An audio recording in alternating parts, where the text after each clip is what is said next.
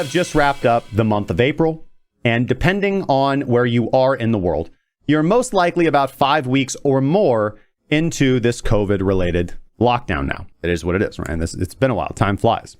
So again, of course, now is a good time to reflect on what's been going on, because opinions are split on whether or not this lockdown was justified, and if the outbreak is or was ever as severe as many have predicted or currently expect. And it was not, remember that it was not too long ago that White House medical expert Dr. Fauci predicted millions of American casualties. That was just not too long ago. Millions of American casualties, we were told.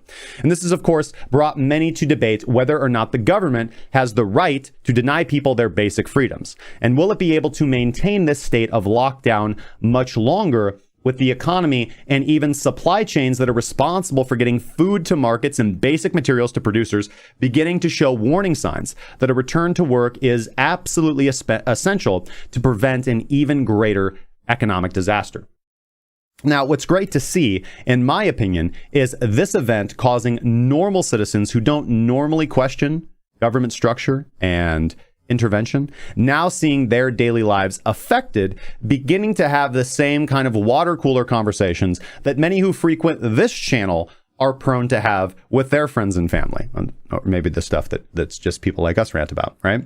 So among the voices advocating for a return to work is Elon Musk, darling of the tech world, who on Wednesday tweeted, all in caps, "Free America Now," which did ignite a firestorm of criticism, with many feeling that a return to work is fraught with disaster and was even irresponsible of the tech billionaire to even suggest, like completely irresponsible, right?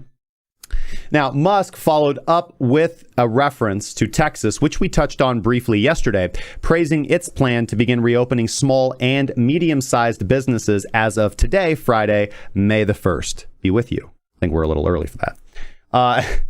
Now, Texas's plan to begin reopening is going to be following a staged rollout, which means restaurants, retail stores, movie theaters, and shopping malls are going to be reopening today. And then in about 3 weeks from now, on May 18th, barbershops, bars, gyms, other businesses will also be able to get back to work. So this is a good insight as to what reopening the economy will likely look like across the rest of America. It is going to be occurring in stages where those things that are considered more essential are brought online first, right? And Elon praised the Texas authorities for their attitude, writing bravo in his earlier text on Twitter. And with times getting desperate for most Americans, and with stimulus money not getting out soon enough to help enough people, which of course we criticized from the very beginning, there are growing calls to allow people to resume their daily lives and economic activity, even if opinions are very split on whether or not it's safe to do so, and if it will lead to a surge of new infections and kind of resume this spread and push us back into crisis mode.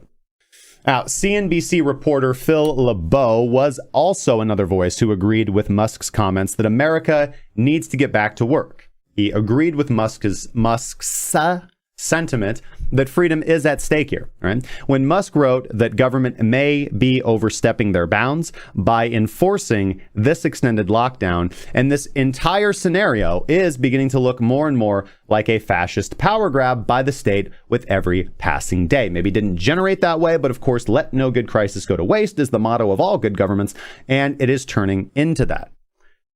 In addition to that, U.S. angel investor Jason Calacanis has also voiced his support for Elon Musk with a rather reasonable and level-headed take on the entire situation, writing on Twitter how people must be able to choose for themselves whether to elect to self-quarantine or to go back out into the wide world of the COVID and keep the economic wheels turning. It is individual choice. It is not the role of the government. Another figure from the world of finance, and I've got the link for this somewhere. Let me go find it. The billionaire investor Tim Draper, of course, also chimed in to support Musk amidst the fury that Elon's tweet generates, writing that we ought to be getting back to work right now. Now, of course, others, and we kind of reference this at the very beginning, others are arguing that the lockdown is in fact working and that it has prevented a larger disaster from having taken place.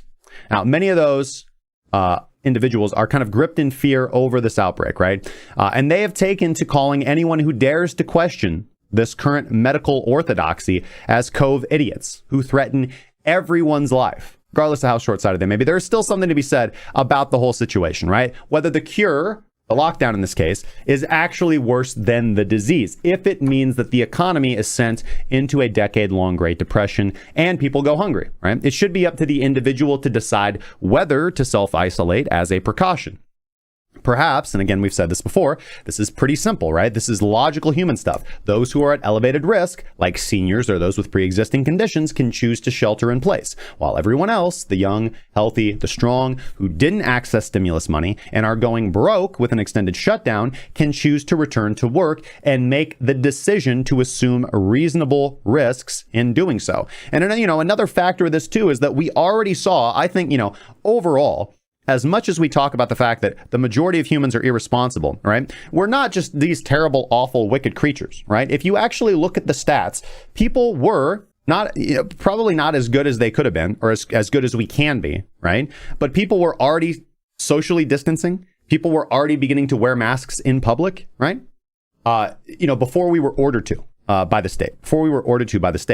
And again, we have seen, particularly communities that wear masks regularly whenever it's flu season, right? So, the idea of wearing masks is kind of unnatural in the United States, but it is not the government's right to force us to do such a thing. I think that individuals are smart enough and capable enough of selecting the risks themselves. And over time, again, we talked about this yesterday, those with a high time frame preference who make responsible decisions and plan ahead accordingly are rewarded, and those with a low time preference who do not think ahead are punished. And this is how it works. But ultimately, I wanted to cover these things, and I want to know what you guys think, right? I want to know what the situation is like. We have an international community here. So what is the situation like in your local community, right? The early signs are beginning to suggest that this outbreak has peaked. And are you guys on the board of getting back to work and returning to normal? Or, does the majority of the viewership here think that COVID-19 still represents a major risk to society? And a flood of people returning back to the workplace and gathering in public is going to lead to another spike in infections and restart this whole process all over again, which would actually be worse, right? There's nothing, how do I say this without being too morbid?